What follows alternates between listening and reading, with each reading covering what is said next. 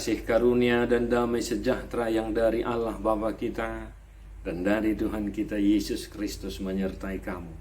Amin. Shalom, amanginang kawan-kawan, salam jumpa, salam sehat kembali. Tetap semangat, kiranya amanginang kawan-kawan tetap dalam penyertaan kasih setia Tuhan.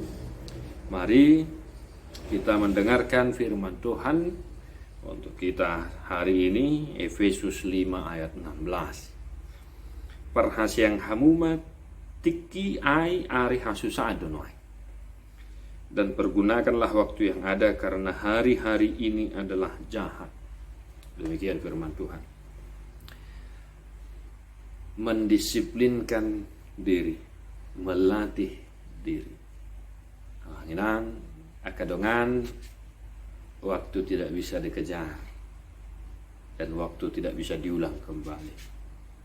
Yang bisa kita lakukan adalah pergunakanlah waktu. Maka disiplin menjadi kunci ya untuk memahami teks ini. Kita pergunakan waktu kita sebaik mungkin ya.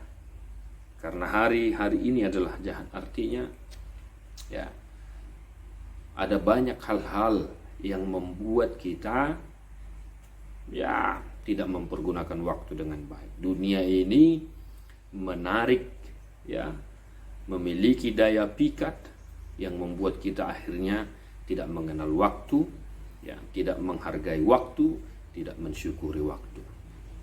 Ya, maka satu hari ini gunakan waktumu dengan baik. That's it. Ya. Gunakan waktumu dengan baik. Ya, latihlah dirimu, ya, disiplin, berusahalah, banginan kawan-kawan. Jangan malas. Ya, sadarlah, ya dunia ini menawarkan banyak hal yang bisa membutakan mata kita, hati kita, telinga kita, semuanya. Ya. Maka Paulus berkata, pergunakanlah waktu. Mari kita gunakan waktu yang sudah ada diberikan oleh Tuhan. Ini pantas kita syukuri. Waktu, ya, anugerah terindah juga dari Tuhan. Disiplinkan waktu. Berapa jam kita harus tidur, ya. Nakulan na mo matong, ya.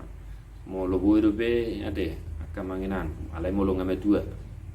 Gue matong mo siang. Alai mo lo pasoro be. Jangan biasakanlah tidur siang. Mari kita gunakan waktu dengan baik.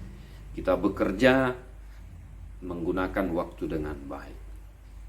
Ini akan membuat kita melatih diri kita agar senantiasa mampu melakukan pekerjaan-pekerjaan pada waktunya. Berangkat kerja, pulang kerja, dan mempergunakan waktu juga dengan keluarga. Jangan terlalu sibuk bekerja, mencari nafkah sehingga waktu bersama keluarga tidak ada.